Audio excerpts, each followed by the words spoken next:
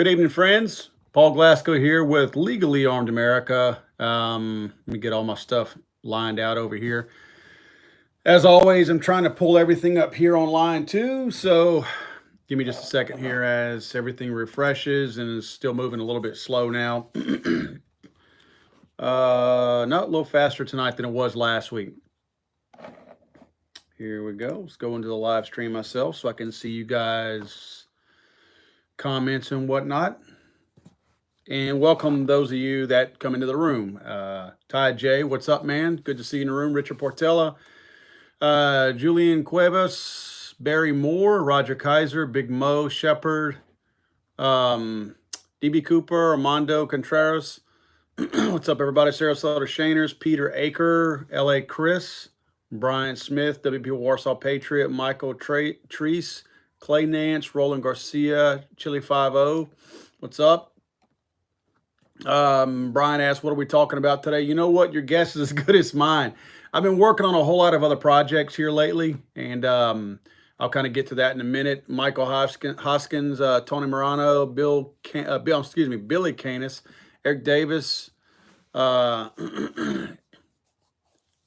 I was sick for a little while. Feeling better now, but I told my wife earlier I'm still not 100%. I don't know what the stuff that I got going on up here. I don't know where that stuff's actually going, if it's going away or if it's going to stay where it's at. But man, I've had it. I'm done with it. You know, it just, when your head stays stopped up for so long, you're like, come on, man. Ryan Creek, Ferrante Baker. Yeah, AOC. What a brain there. Barry Moore, gun confiscation, that's one thing we can talk about. Yeah, really. We got a few of those situations taking place. Oh, man, Roland, sorry to hear. Roland Garcia says, sorry, I've been absent so long. Father-in-law passed away the 23rd of December. It's been rough just taking care of the family, I bet. I dread those days when that happens with my father-in-law because my wife is pretty close to her father-in-law. Greetings from Lithuania, 240 Pixel. What's up, man? Wow. Welcome to Louisiana and the United States, I guess. Our own little live stream. What's up, Jarrett? Jay Grips in the house. Brent, what's going on, man? William Keller. Timbo says, hello, love your videos. Thank you for the awesome content. Thank you for watching. Honestly, if you guys don't watch, it's pointless for me to even put any of the content out, so I appreciate it. Willie Dick, Warsaw Patriot, Shark Chucker is in the room again. Good to see you. Yeah, thanks to AOC's Green Deal, we will get a good wage even if we don't want to work. How often is that? Able-bodied people who don't want to work are being promised good wages, living wages. Unbelievable. Ronald Reagan would bitch slap somebody for saying stuff like that. Any news on GOA, Gun Owners of America, fighting a lot of stuff? I mean, the same basic news that you guys know of. I mean, I don't know of anything new that I've seen them working on. I do know that it's supposed to be next week, the 13th of next week. I guess that's going to be Wednesday, maybe. Let's see. The U.S. House of Representatives Judiciary Committee will take up legislation next week that would require universal background checks for gun buyers. The panel's Democratic chairman said on Thursday. The panel will mark up the bill known as the Bipartisan Background Checks Act on February 13th and send it to the House floor for a vote. Committee Chairman Gerald Nadler told a news conference. The legislation has 230 House co-sponsors, including 5 Republicans. Most likely the thing's going to pass. They don't even need Republican help, and they've got it. So this looks like something that probably has potential of being an actual threat this time. So I think we might want to pay attention to this one. Let's see. This is what their rhetoric says. It's finally time for action in Congress. This bill will close the loopholes that have allowed felons, domestic violence abusers, and other prohibited persons to purchase guns through private sales. It's funny. the hundreds of thousands and possibly millions of private sales that take place perfectly legally and nothing goes wrong, but yet some of this happens and they're going to pass a law that we're going to be made felons out of if we don't follow their law as far as private sales. Okay, criminals are criminals because they've committed crimes. Do they honestly believe that passing a law to outlaw private gun sales is going to prevent an already known criminal from selling a gun privately? Or are they going to say, you know what, I'm a criminal, but oh, I don't want another, charge against me, so let me go to an FFL and do my background check for this private sale, which would most likely be for a stolen gun anyway. I don't understand the philosophy. I don't understand, it's like I said in my video earlier this week in the State of the Second address that I put out, how do these folks how do they look at themselves and take themselves seriously? We expect this from the Democrats, but how does any Republican out there, and my thoughts on the Democrats and Republicans, it's all just one big party.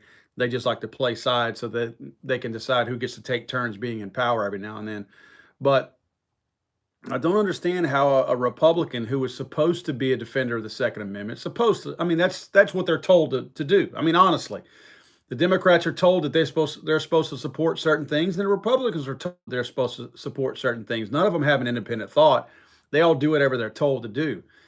At what point did the Republicans stop being told to defend the Second Amendment? I don't know, because how does any Republican look at this type of legislation that would make it illegal for any of us to give a gun to our own child, our brother, our dad, receive a gun from our deceased parent through inheritance?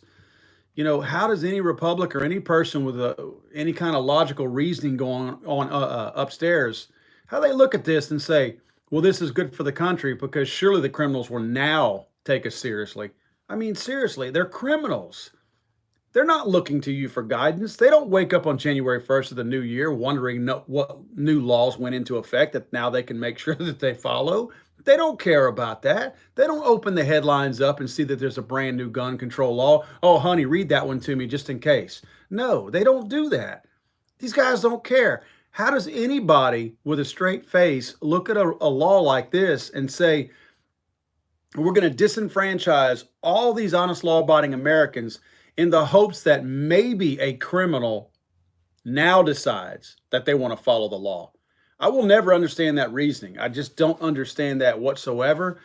I'm guided by logic and reasoning and a little bit of common sense sprinkled in every now and then. And I assume that everybody else should be guided by the same thing. And I don't understand how this kind of stuff can even be brought forward. It makes no sense to me. I'm always going to be adamantly opposed to this, quote, universal background check. All it is, it's got nothing to do with a loophole or a loophole. It's got nothing to do with actual background checks as far as they make it sound like their wording is, well, shouldn't we all want background checks? Well, yeah, we do. That's why we have background checks. I'm okay with background checks. Universal background checks should be reworded and just say outlaw private gun sales. That's all it does. That's the only thing outside of the way the law works now that it would include. It would simply make it illegal for you and I to purchase a gun from one another, to give a gun to somebody. Think about it this way. Even if you did a gun giveaway, this is something that not a lot of people are thinking about. Gun giveaways are all going to be affected by this. When you win a gun at one of these, any kind of event or something like that, not all background checks are being done. We give guns away to charity all the time. All the time. You know what I do? And now we're talking about rifles now. I'll usually give away like similar to that, but not quite that nice. A Henry repeating rifle. It's a great little, the quality of a rifle like that is so awesome if it's somebody that's a first time gun owner. So many times I'll give away a Henry 22 Henry 22. And it's one of those kind of things that it's a great little gift. All I do is a bill of sale, kind of a swap, so to speak, just to make sure that the gun is officially being received by somebody else. I only do that to protect myself. I do that to make sure that, if somehow or another the person walks out with the gun and they go immediately and commit a crime to it, I can at least show proof that, hey, it wasn't me. I just, put the gun in somebody else's name or whatever. It's not a registration or anything like that. They keep a copy, I keep a copy. That's all that we need. Again, that's more of a bill of sale type thing. That's got nothing to do with the government. Nothing's being registered. You know what this would do? It would create a paper trail of where all guns are, and you can say what you want. You can say what you want about the tinfoil hat and all that kind of stuff. All it boils down to is the left they've look. Some of them will come right out and tell you, but they've made no secret about the very fact that they want an actual registry at some point. It starts by collecting all the data. It starts by making sure that you have a collection of numbers that you feel like are reliable. And what better way to do that than now to make it to the point where every single firearm that changes hands, every single one, no matter what and no matter what condition, if every single firearm has a paper trail attached to it, they're that much closer to having an accurate registry of guns. Talk to any loudmouth, pompous Democrat, and you will find that they will admit that. Now, you've got your smart Democrats. I know that sounds like an oxymoron, but there are smart Democrats out there. If you talk to them, they're going to hide that. They don't want you to know that that's what their intent is, to get a registry. But again, you talk to the egos, the loudmouth ones, the big mouth ones that just like to run their mouths and act like tough guys. They'll flat tell you our goal is to have a registry at some point, and this is a step in the right direction. They don't mind that. They're not ashamed of that. Many of them aren't ashamed of that. Yeah, I mean,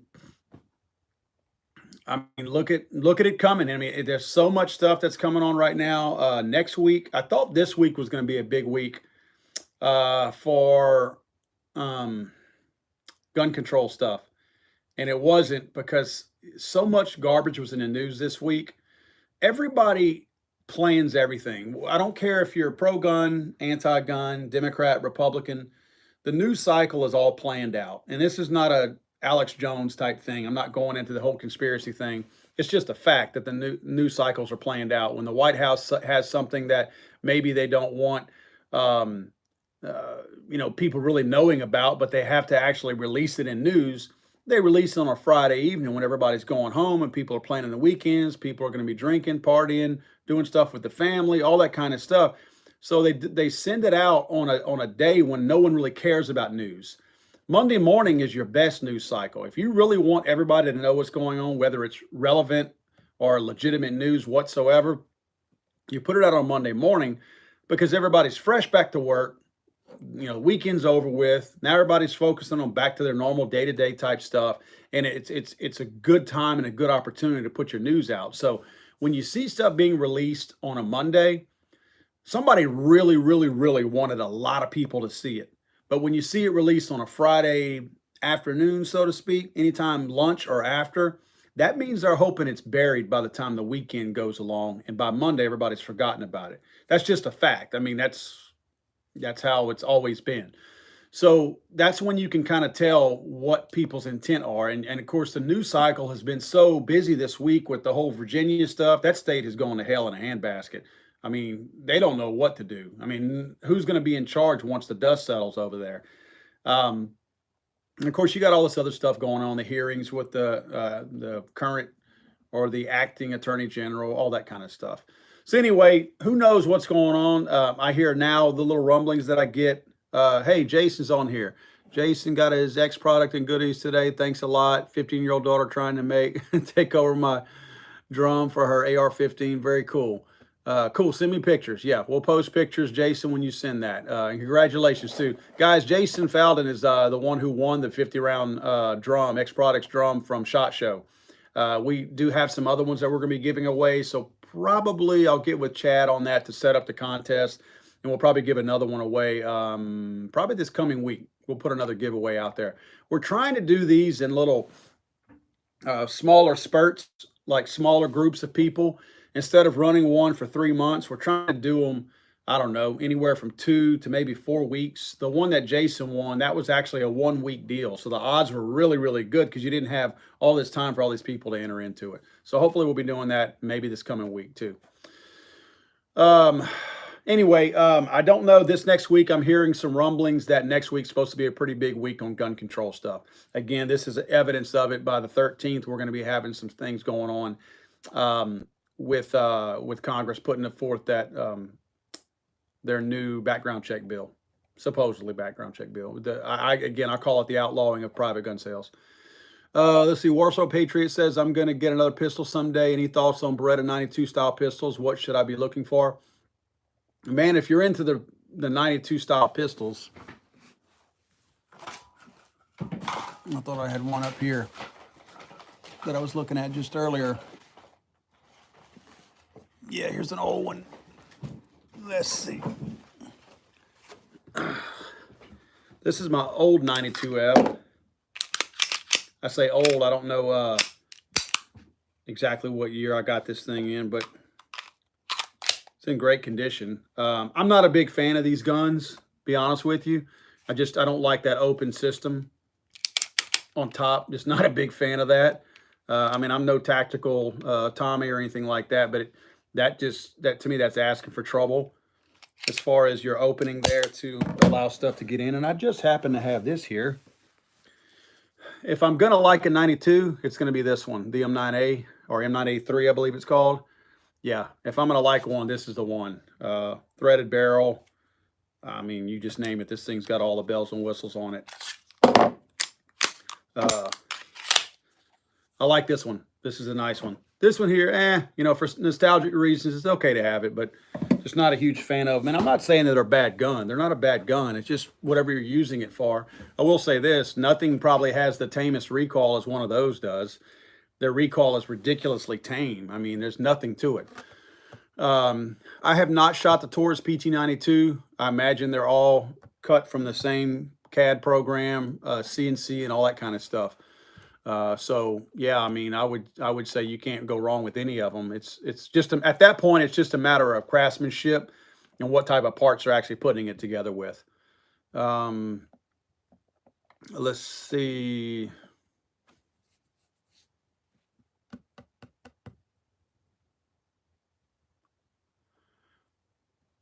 Bud Guy 8829 says, hi, I like your channel. What do you think of Ohio Ordnance's H car? I don't even know what that is. Let me look it up real quick. Ohio Ordnance. If my internet will move fast enough, I'll pull that up and I'll tell you. Obviously, I won't be able to hold one this quickly. Ohio Ordnance. And you call it an H car. I have a feeling what you might be describing. Let's see if my hunch is right. Let's see here.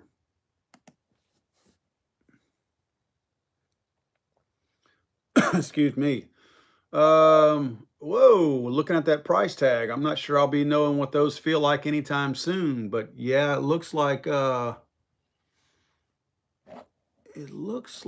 let's see, this is, just for those of you that don't know what it is, and many of you may already know what it is.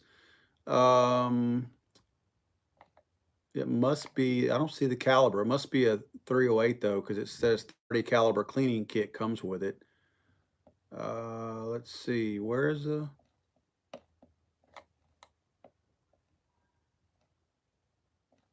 well, shoot.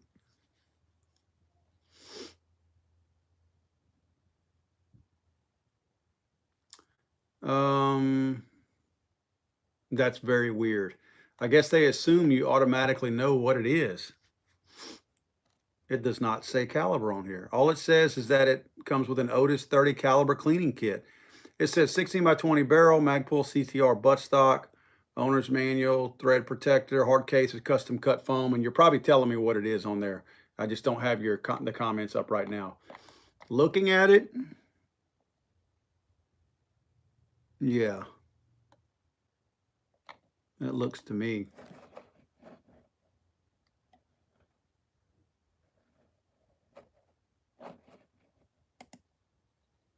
That looks like a 308 to me. So yeah, apparently that's what it is. It's a good looking gun. $4,500 though. $4,500 to $4,950 is what the MSRP on here is, which means you probably can get it for about $4,000. Yeah, very robust looking gun. I will try to post some pictures of this since you can't see what I'm talking about. And I hate that whenever I talk about something and you can't see it. So I apologize for that. It looks pretty good. It's got the little spiky looking, like literally spikes poking through for the grip. I don't know if I care for that. I do like the way they have dimples in the barrel to help cool it down. That's actually, it looks good and it's pretty cool. But yeah, I'll try to post some pictures of this, guys. Again, sorry for talking about something that you guys can't see while I'm talking about it. Ohio Ordnance Works, though, I mean, I'm familiar with the company. I've not heard of the HCAR package. I'm sure that stands for something really interesting, but I don't see it. Maybe they say more on the front page of their website. Let me go to their front page and see retail commercial products. And no, they don't point anything out special. No, that's it. Let me click back over here and see if one of you guys have, here we go. Okay. Bud Guy 8829 says it's a modern version of the Browning 1918 BAR 30-6. Okay, so it's not a 308, it's a 30-6. All right. Well, I guess you wouldn't know by looking at the muzzle, which is all I could see. Now I do see they have an M240 SLR. Good God. $13,917. Oh my God. Hello. But the HCAR looks pretty nice. It looks nice. I'll have to get my hands on one of those things for free. I won't be purchasing a gun that's kind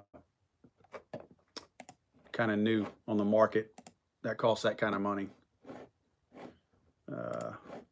So anyway, though, thanks for bringing that up, though. I mean, that's actually kind of, I'll keep my eye out. That's kind of cool looking. Maybe I'll reach out to the company and see if they'll send me one to work on, look at. I doubt they'll send me one to beat up, but we will see. Man, Max Jenner says we need another M1 carbine video. Yeah, let me see what I can do on that. I could go for that myself. Easy Edge says, just finished my AR-10 SBR. Can't wait to sling some lead. Yeah, man. Send us a video or something when you do that. I'd be interested in seeing that. 240 Pixel says, any advice on how to obtain G36 in states for sentimental value as my service rifle? Dude, I don't know what to tell you there. Aren't you in Lithuania? Yeah, that'd be a stretch to get one to you. Seriously. No, and Richard Portella asked, do you think the 50% ammo tax bill will pass? Dude, let me tell you something. And it ain't us in this room. You try to put a 50% ammo tax out there and try to make that stick, you're going to have rednecks coming out of the hills raising all kinds of hell. Because you know what?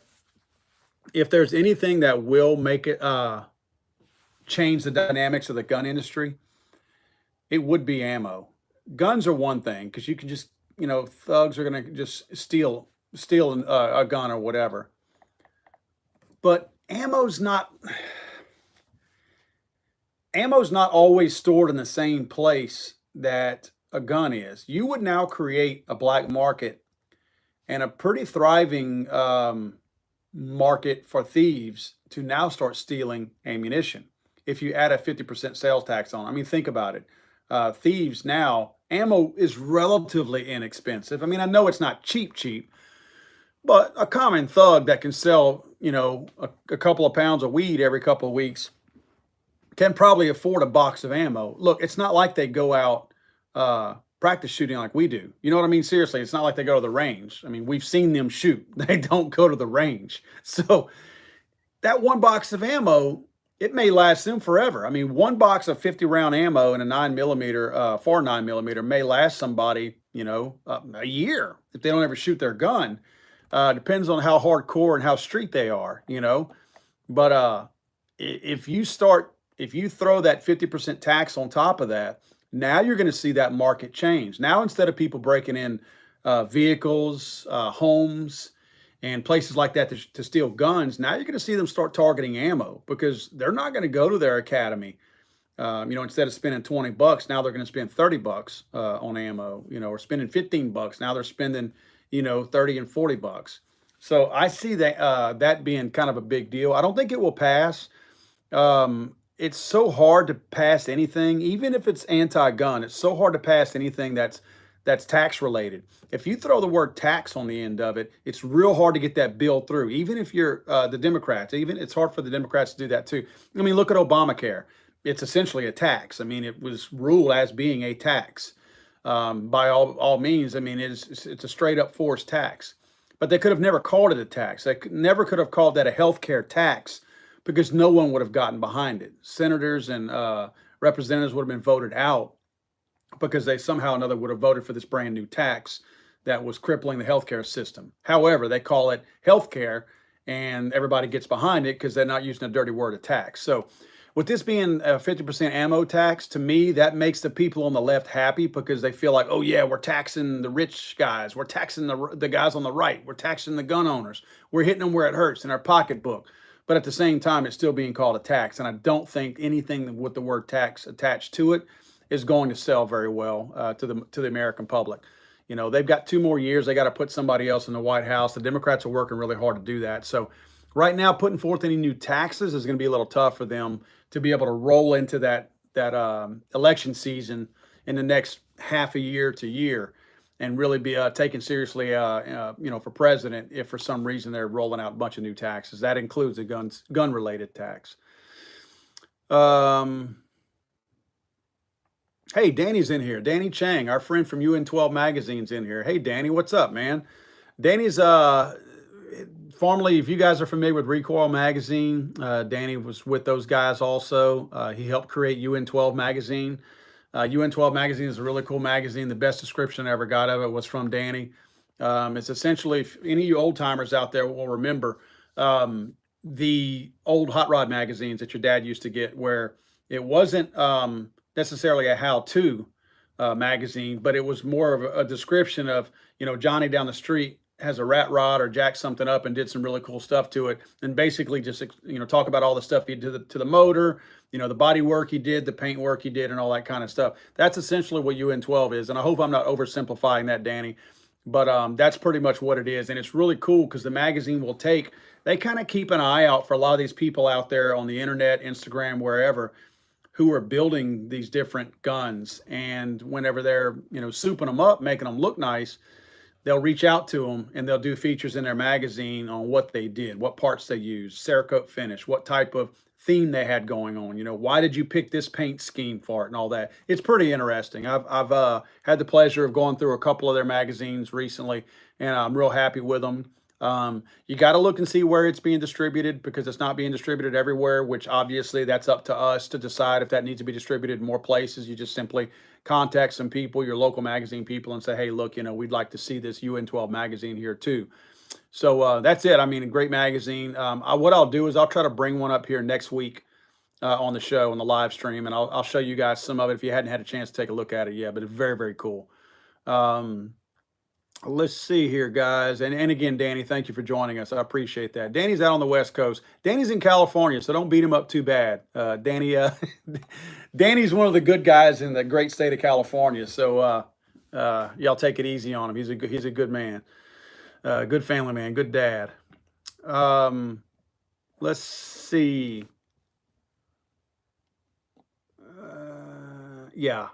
Yeah, Richard Partella says, our senators are not listening to us. Man, look, who is in Washington, D.C. right now?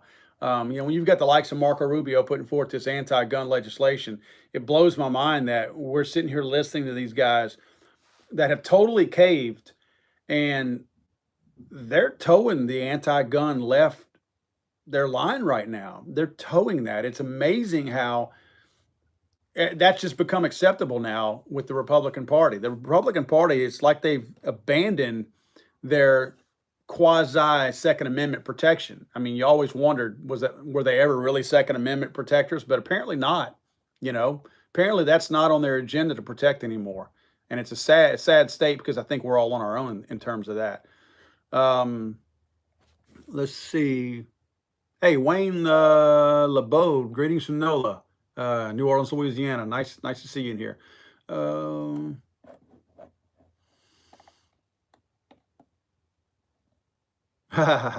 That's funny. William Keller asked Danny, he says, Danny, California still let you guys take pictures of guns? Oh, man. I guess for now. All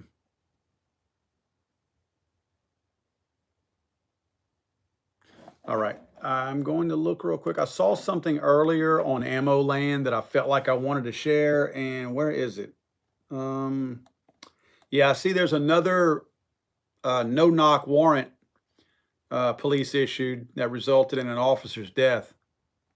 Man, I don't know. Some of these things that they're doing, I don't know what the story is behind it. I think it was illegal drug and firearm sales that they were investigating. But that's so dangerous. Gosh. Let's see. There was something though. Montana. No, that one's not what I thought it was. New Connecticut bill would add 50% tax to ammunition.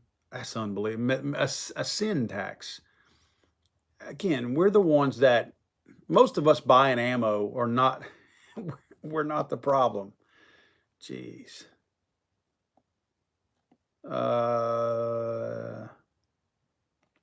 This is interesting to me, and I don't know where it's going to move to, where it's going to go to, especially as more and more states implement marijuana-friendly laws. Colorado moves to protect firearms rights of medical marijuana users. You know, I have a real problem with this, because somehow or another, that stigma. I don't smoke weed. I never have. I don't do drugs. Never have done drugs. But I do firmly believe that the benefits of hemp oil and things like that help out a lot of things, or can help out a lot of things. But somehow or another, the pharmaceutical industry is not okay with that. So it's still being stigmatized over here. However, somebody that has a medical marijuana card is not high all the time, especially if they're doing like CBD oil or something like that. There's no THC in that. So why are we even talking about gun laws at all when it comes to that? Because we're not making people do a breathalyzer test in order to buy a gun. You know, alcohol is way more addictive and harmful to families, people, physically, everything, than anything that marijuana could ever be. And for some reason, we're not doing breathalyzer tests whenever we do that. I'm not saying they need to legalize marijuana. I mean, honestly, guys, I'm of the opinion that I'm not so sure I want another mood-altering anything that's legal also. I'm not saying to keep it outlawed or whatever. I'm just saying I don't really have an opinion on one way or the other. I know there's a lot of health benefits to at least the hemp oil side of it. I hate that they've suppressed all that and they've not allowed that to get out into the public, where it can help people who have Parkinson's, autism, cancer, AIDS, all that kind of stuff. I mean, that's proven to help them. It's not a thought or a theory. But you see stuff like this come up where it says, let me just tell you a little bit about it. This is what kills me. Colorado is one of the most diverse states in the nation. This past election, Democrats captured a state majority of which has not been seen since 1936. Let me get to the meat of this. In 2012, Colorado was one of the first states in the nation to legalize recreational marijuana, not medicinal, it's recreational. This was a ballot initiative voters approved as a constitutional amendment and is now ingrained in the state's most sound legal department. What many are unaware of is that medical marijuana has been legal in Colorado since 2000. Medical purposes vary greatly. Medicinally, marijuana is used for veterans with PTSD. It's been proven to aid in reducing everything from seizures to Parkinson's symptoms, terminal cancer patients regularly use it for pain, the list goes on. And many of the medical marijuana products contain little to no THC. Just like recreational marijuana, medicinal marijuana is also espoused in the state constitution right next to firearms rights. Unfortunately, the legislature has never reconciled the two. That will change if Republican State Senator Vicky Marble and Democrat House Representative Bree Bontello have their way. Late last month, firearms rights for medical marijuana users was introduced into the current legislative session. This bill has support from those in the medical marijuana community, the veterans community, the firearms community, many from the healthcare community, and even the ACLU. The bill clarifies that the Department of Public Safety is prohibited from sharing confidential information relating to the medicinal marijuana registry with law enforcement for the purpose of conducting a background check related to the transfer of firearms. What this does is protect the firearms rights of those who simultaneously possess a firearm or were to inherit one while also holding a medicinal marijuana card. Unlike recreational marijuana users, medicinal marijuana card holders are added to a state registry. In other states, such as Hawaii, this database has been used to confiscate firearms from those who use medicinal marijuana. So, what you're essentially saying and telling me here is, in a state like Colorado, where recreational marijuana is legal and obviously medicinal is, you're actually better off not taking medicinal, because when you do take medicinal, you can go on a list, you can go on a registry, and now they can prevent you from having a gun. So just go to one of your local little depositories, or whatever they call those things, depositories, whatever they call it, where you go buy your weed. Just go buy your recreational weed, smoke it, and don't worry about the medicinal part of it, because now by just buying it recreationally, now you're not going to be put on some kind of a list. So stupid. I mean, the workarounds on some of these idiotic laws that they have out there. But to me, that's not right. I mean, it's not right to take somebody's constitutional rights from them just because they're taking something that's legal. That's a legal drug. That is a legal drug. When you give someone a prescription for Xanax and all this other kind of stuff, and I don't know drugs very well, so forgive me if I'm throwing the wrong names out there, but if somebody gets a prescription for a bottle of pills, I've been around people who took pills that shouldn't have been taking pills and slurring their speech, slobbering, you can't understand, they're incoherent the way they talk, and it's simply from pills. They don't get a warning label with that. They don't get prohibited from purchasing guns whenever they do that. So why do you apply that to something like this, to something that's also legal to have, something that's also legal to purchase, something that's also legal to possess? They're going to keep attaching all these weird little expectations to laws that come out to where we get to a point where we're okay with it. All of a sudden we're so used to seeing these stupid little laws and these attacks and infringements on our Second Amendment that suddenly we get numb to it, to where we're just going to go, that's just another bill, whatever. Before we know it, all these things are just going to be clogging us and smothering us, that we're not going to be able to do anything, because every single area will have been covered by the anti-gun people. I don't care if you're in favor of this or not.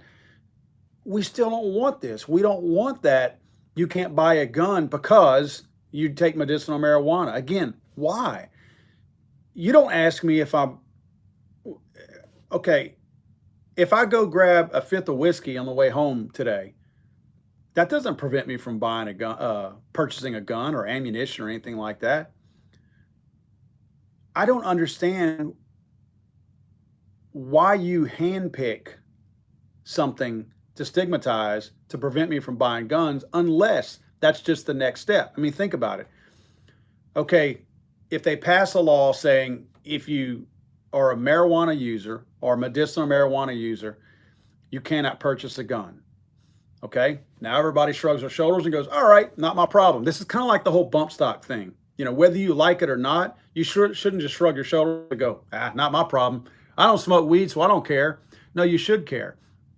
Because what that means is, once we accept them passing a law that prohibits and infringes upon people's Second Amendment rights simply because they are using a perfectly legal product, once we're okay with that, then they're going to sit back and say, all right, you know what? What about people who do drink alcohol? And somebody will go, oh, we can't do that. Well, why not? The reason why we did this with marijuana was because it was mood altering, because it changed somebody's mood, or because it made it dangerous for a person to operate a gun if they were high on marijuana. Well, obviously it's dangerous if somebody's drunk to operate a gun. So using the same terminology and the same reasoning behind why you just outlawed people being able to possess, purchase, and own firearms because they're on marijuana. Now you can apply that same exact reasoning, and it makes perfect sense and it fits perfectly to alcohol. And you can do it to everything else after that. Then the next easy step, obviously, is going to say a bottle of pills. Well, is this a mood altering drug? Well, I mean, you can't buy a gun. And next thing you know, they're going to be confiscating all these guns because, well, guess what? You know, now you've agreed to all this stuff. You're okay with it. And now this new law comes out and there's a new one, a new one, a new one on top of the next new one. And before too long, there's all these things out there that are, quote, mood altering that affect our moods, which, look, guys, you and I both know this. As responsible gun owners, we don't get high and drunk and go shoot guns. Honestly, I don't do that. I really don't. That's not something that I'm prone to do. I don't want to be shot. I do not want to be shot by anyone, and I don't want to shoot myself. I don't drink and go shoot guns, just like most responsible and probably all responsible people do. So my guess would be the same thing is going to apply. People aren't going to go out and smoke pot and then go to the gun range. It's just not going to happen. So anyway, that's where I think this is all heading. Just like I've warned people before, don't be so passive on the bump stocks. Whether you think bump stocks are stupid or not, you still should stand with the pro-gun people and try to tell the ATF that you have no jurisdiction over those because they're accessories. We still should have fought that, but there were so many people that crossed their arms and said, not my problem because I don't care about bump stocks because they're stupid. Some of those are the same people that are saying, I don't care about the marijuana stuff because I don't smoke marijuana. Well, I don't either. But I don't want that same set of reasoning or that same reasoning concept to be applied across everything because I do drink beer. And I don't want that eventually to hit me. Look, they've already said that they're going to go out there and at some point start looking at all your social media posts and all that. All I need to see is, which I'm not necessarily a food poster, but sometimes I'll post, if I'm barbecuing, I'll post a bottle of beer and, my barbecue, my grill or something like that. Yeah, that's what I need.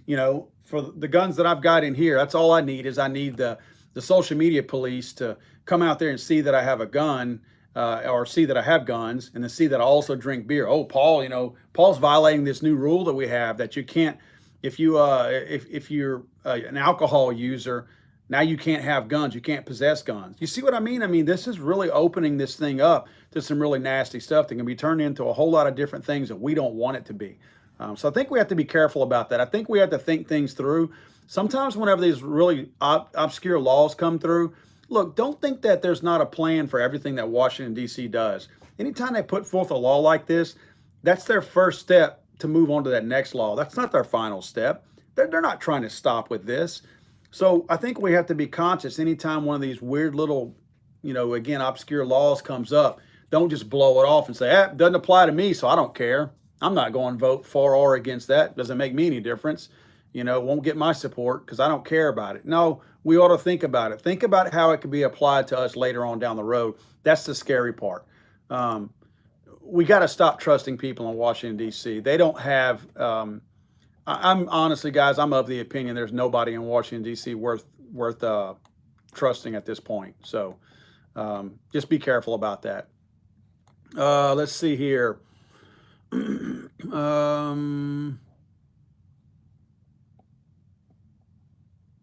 going back looking at some of your comments real quick since I was on a different page looking at all of that.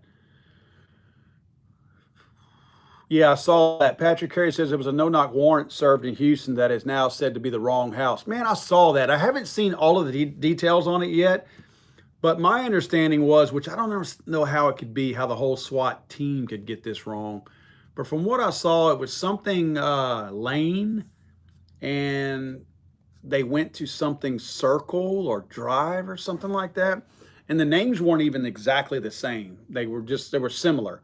I'll have to look at that again. I'll try to pull that up for next week. Anyway, they shot, I think they kicked the door in. The dog came running at the police. They shot the dog. Then the male in the house, I think, attacked them, shot at them. They shot him, killed him. I think the woman came in the room. They shot and killed her. And again, rumor is that it was the wrong house. Again, I'm going to make sure I quantify that and say rumor is because I really don't know. It's very possible that that's just, this was the correct house. But from what I read, neither one of them had any kind of a record. The house was not known as being a drug house, but the house that had the other address, it was a drug house. It was a known drug house. Neighbors complained about it. So anyway, there's some weird stuff going on with that. I don't think they're letting all the news out on that one just yet. Let's see.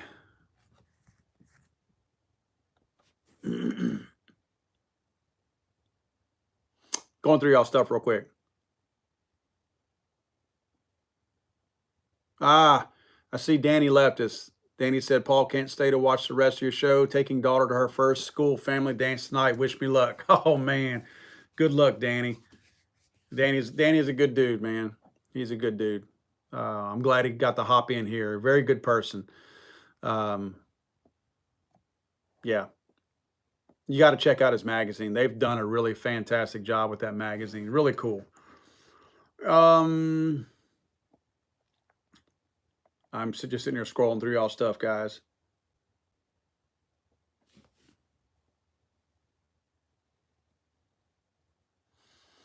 And I got about 15 minutes left. Yeah, I'm not drinking any beer tonight. I saw that I only had one in the fridge downstairs, and I'm not going to drink one beer. I need at least 2 or 3 beers if I'm going to just drink a couple. One is kind of like, it's a waste of time. That'll just make me want to go down the road and get some more at the store.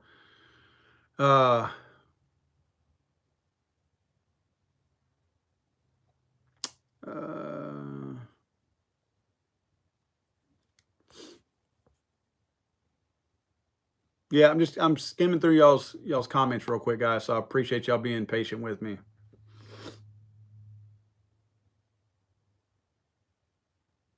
Huh. Mr. 6 Hour 45 says, Paul, why not do a giveaway with one of the guns on your wall? Simple, because they're my guns. Why don't you give away some of your guns? Yeah, these are mine. I don't have any in here that I want to get rid of. I'm actually one of those kind of guys that I have probably only sold in my lifetime 3 guns, and I regret selling 2 of them. I guess one of them was not a sale; it was a giveaway. I did give away one of my guns one time. It was the Ruger LCR, one of the early ones, and I hated that gun. No, I take that back. I've sold 3 guns, and I regret one of them. One was a Ruger LCP, and one was a Smith & Wesson Bodyguard. Absolutely hated the Bodyguard. Hated it too. Both of those guns I hated. One I gave away and one I sold. Didn't regret either one of those.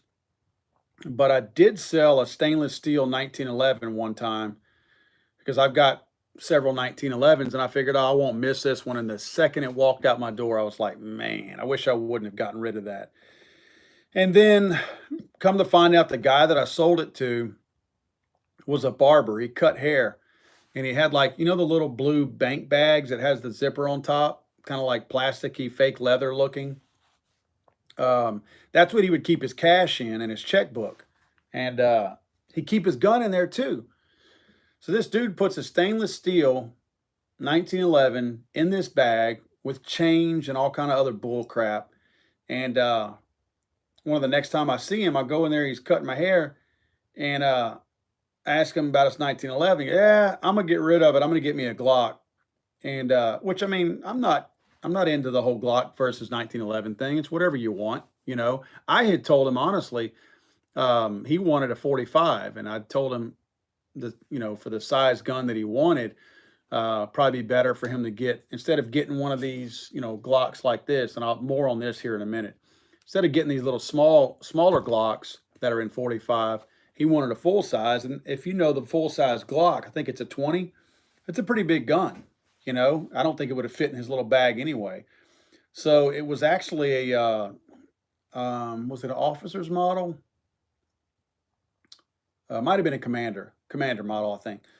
1911. And man, he scratched it up. It rusted in that bag from the humidity. We're in South Louisiana down here. and just really ruined that gun. And he had to get it refinished, and I didn't buy it back from him because I felt like it was messed up by then. He'd messed the finish all up on it.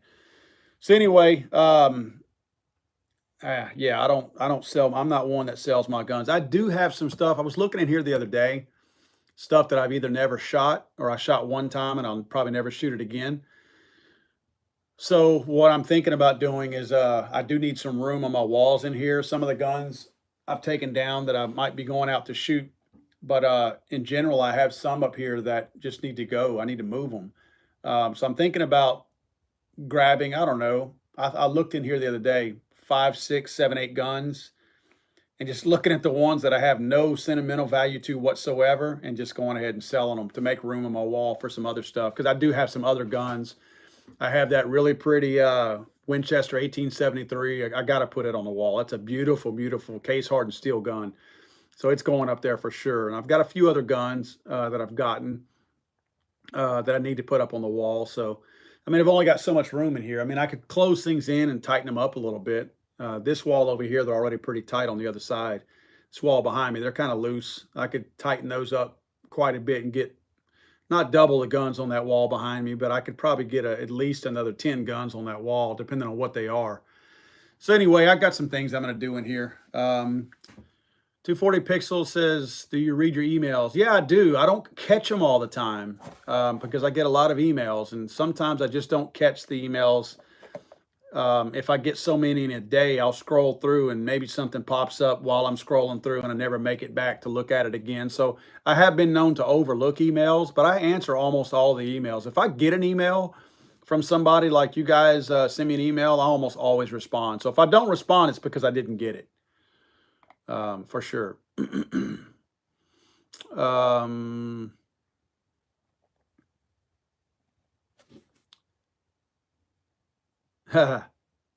Yeah, I'm still not giving my guns away, Mr. 6 Hour 45. He says I can call it the Legally Armed America giveaway. I could call it that, but it wouldn't be a giveaway. It would be a sell-off more than anything. Oh yeah, Jared, I need to get over there in your place. Jared's got a piece of history sitting in there. Jared, what is that again? What year model is that Colt? If you don't mind saying, I forgot all about that thing. I hadn't been to Sulphur in probably 2 or 3 weeks. If you know our area down here in South Louisiana, Lake Charles and Sulphur, they're across the river from one another. And right now, the state and the parish and everybody that could get their hands in it are jacking with our bridges. And it's a friggin' nightmare to go across the river. It used to be a 10-minute trip to get over there. And now you're looking at anywhere from 20 to 30 minutes sometimes. And that's if you're lucky. Coming back is even worse. So many cases I don't go to Sulphur anymore. I hadn't been over there for anything, and yeah, not even work related. I haven't been getting over there.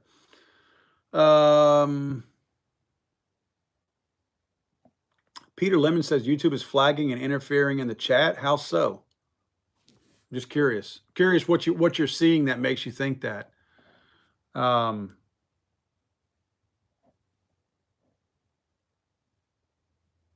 240 Pixels, send me another email and do me a favor. Just like you said right there, LAA t-shirt, put that in the subject line so I can search by that.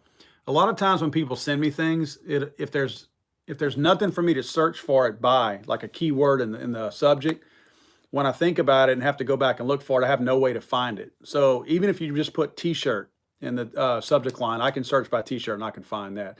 Don't forget to put your size in there along with your mailing address so I can get that out to you. Again, don't forget your size. I need that for sure.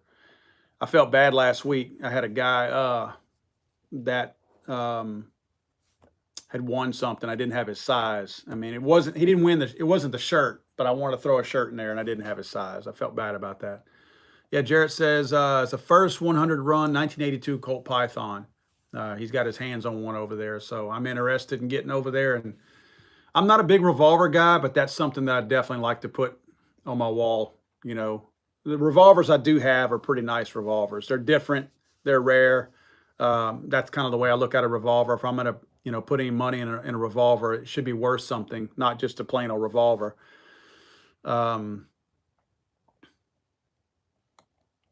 let's see. I'm trying to think though. I had something that I needed to run by you guys. Oh, that's what it was. I wanted to explain this. I finally have gotten to the point where I've got my ransom rest in, and I have my this coming week, I should be getting my attachment from Mantis to be able to start running my tests on my calibers and all that, and testing recoil. And I got these things here from Recover Tactical. A couple of things just to explain my logic. Sometimes it doesn't make sense or doesn't seem like it makes sense what I'm doing, but I have a reason for it. I wanted the subcompact Glocks in order to measure recoil, and there's a reason why. It's because I wanted the most recoil that I could actually get. I don't want the long frames or the long slides, because the slides are going to help tame the recoil. And to me, the more you tame it, the less of it there is to measure, right? I want as much recoil as I can get out of a gun so that I can effectively measure it. So if there's a ton more recoil between a 9 and a 40 in the semi-automatic, or excuse me, the subcompact, then I want to capture that. I don't want it to be just a little bit. So that's why I wanted the subcompact models. I've had people asking, well, you just go full size on everything. Well, I didn't want to do that, you know.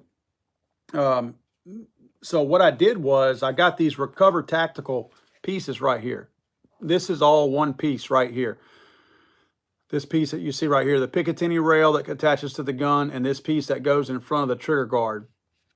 That's all one piece. And see how it sticks out farther? That's going to allow me to make sure that I put everything from my pivot point, where my hand's going to be right here in the back of the grip. I can make sure that I'm able to put that module that's going to measure recoil, either however far up it needs to go or however back it needs to go, so that every one of these guns is going to have it in the exact same place.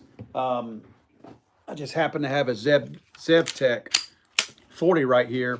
This is the Glock 27 essentially. And if you notice, this is going to be a little bit shorter than what the 45 is. See, the 45's got some length to it. So the benefit that I'm going to have is when I put this same Recover Tactical piece on this smaller 26 and 27 models, if I have to, I can push the module back on the 45 to get it a little bit farther back, and I can also push it forward on the 9 and the 40 to get it roughly in the same position, so that it's in the exact same position out front. So when I get that recoil, I'm measuring it as accurately as I can. I'm trying to do this as scientific as I possibly can, so that the information that I get out of it is actually usable information and not just a bunch of garbage that no one can use. And we're actually going to be doing a lot of testing using both the ransom rest and the Mantis piece. And I'll have capturable data that'll be captured electronically, so I can actually show you guys, you know, the age-old thing that, you know, of felt recoil. You talk about all that, and everybody has their own opinion. They want to argue about it. Oh, you know, recoil this, and this doesn't recoil as bad as that. Well, I'm actually going to be able to measure all of that, and I'll actually have some sound data that I can share.